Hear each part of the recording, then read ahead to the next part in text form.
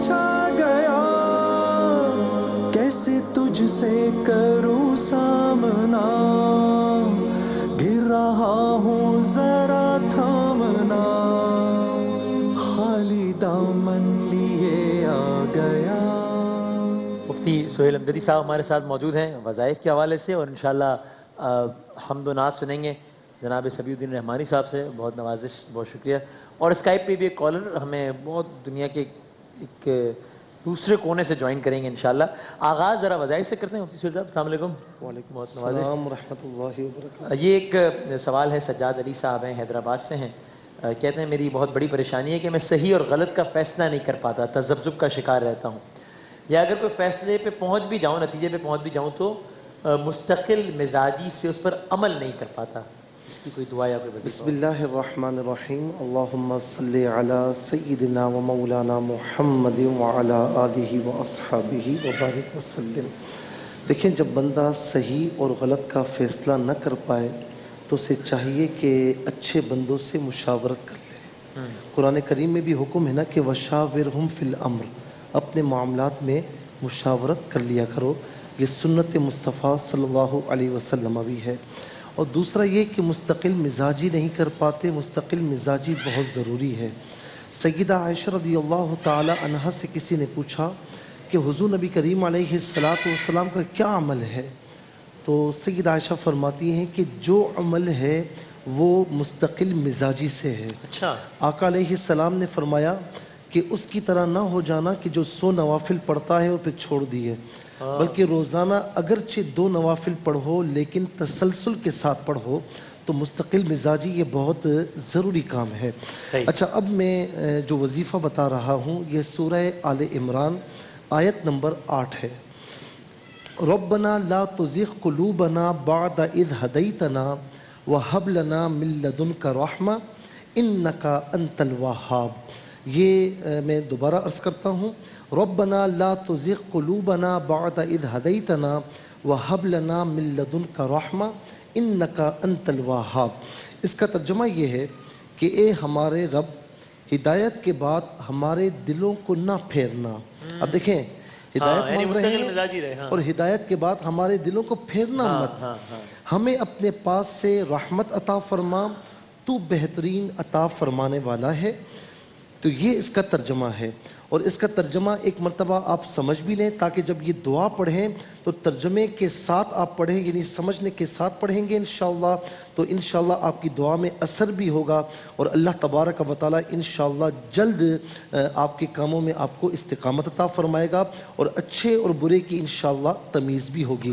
اس کا سب سے بہترین وقت ابھی رمضان ہے نا وسیم بھائی، تو جب آپ سحری کے لیے اٹھتے ہیں تو تھوڑا سا پہلے اٹھ جائیں، 2 رکعت نوافل ادا کر لیں تہجد کی نیت سے، اور اس کے بعد اس کو ذرا توجہ کے ساتھ جائے نماز پر بیٹھ کر 33 بار پڑھ لیں، اول آخر 3 بار درود شریف کے ساتھ، انشاءاللہ رزلٹ اللہ کی عطا سے چند دنوں میں آپ کے سامنے ہوگا۔ اچھا، جزاک اللہ، انشاءاللہ۔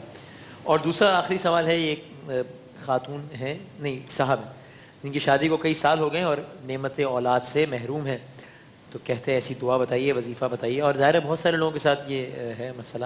ہاں، یہ ہمارے بہت بھائیوں اور بہنوں کا مسئلہ ہے کہ شادی کو 2 سال ہو گئے، 3 سال ہو گئے، اولاد نہیں ہے، تو بڑا ہی پیارا وظیفہ ہے کہ یا خالقو یا مصورو۔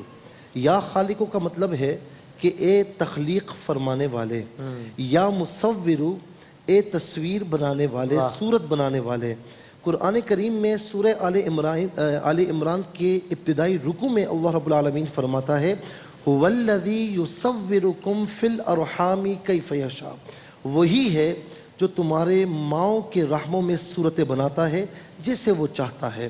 تو یا خالقو یا مصورو، یہ فجر کی نماز کے بعد کم از کم 11 بار پڑھ لیں، اگر زیادہ پڑھنا چاہیں 33 بار پڑھ لیں، اور زیادہ پڑھنا چاہیں 101 بار پڑھ لیں، کم از کم 11 بار پڑھ لیں، ترجمے کو ذہن میں رکھتے ہوئے، یا خالقو اے تخلیق فرمانے والے، یا مصورو اے صورت بنانے والے۔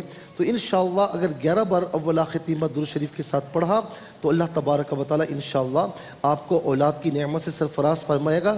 لیکن اس سے پہلے میں ایک بات عرض کروں کہ ہو سکے تو کسی اچھے ڈاکٹر سے آپ رجوع بھی فرمائیں. اچھا ایک بہت پیارا وظیفہ میرے ذہن میں وسیم بھائی ابھی آیا جو کہ زکریا علیہ السلام کی دعا ہے. اچھا سورہ آل عمران کی آیت نمبر 38 اور اس کا پس منظر میں اختصار کے ساتھ تمام سننے والے اور دیکھنے والوں کے لیے عرض کر رہا ہوں کہ محراب مریم میں حضرت مریم عیسیٰ علیہ السلام کی والدہ محترمہ ہیں اور زکریا علیہ السلام حضرت مریم کے خالو ہیں اور آپ کی کفالت میں ہیں. تو قرآن یہ فرماتا ہے کہ جب بھی محراب مریم میں آپ تشریف لاتے کلما دخل علیہ زکریا المحراب وجد عندها رزقا، وہاں پر رزق پاتے. اچھا رزق پاتے اس میں کوئی تعجب کی بات نہیں ہے، بن موسم کے پھل پاتے. قال یا مریم انا لکی ھذا، اے مریم یہ کہاں سے آئے؟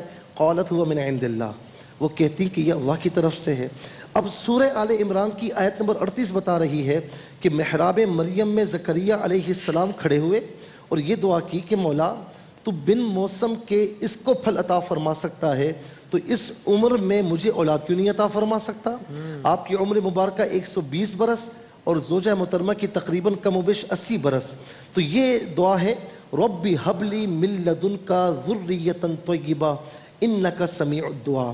ربی حبلی، اے میرے رب تو مجھے عطا فرما من لدنکا اپنی طرف سے ذریۃ طیبہ پاک صاف ستھری اولاد انکا سمیع الدعا، بے شک تو دعاؤں کو سننے والا ہے. یہ دعا بھی گاہے بگاہے زکریا علیہ السلام کے وسیلہ مبارکہ کو سامنے رکھتے ہوئے اگر یہ پڑھیں گے تو انشاءاللہ بہت جلد اللہ رب العالمین جتنے ہمارے بھائی اور بہنیں ہیں ان کو صاحب اولاد فرمائے. انشاءاللہ. جزاک اللہ. بہت نوازش جناب مفتی سہیل احمدی صاحب.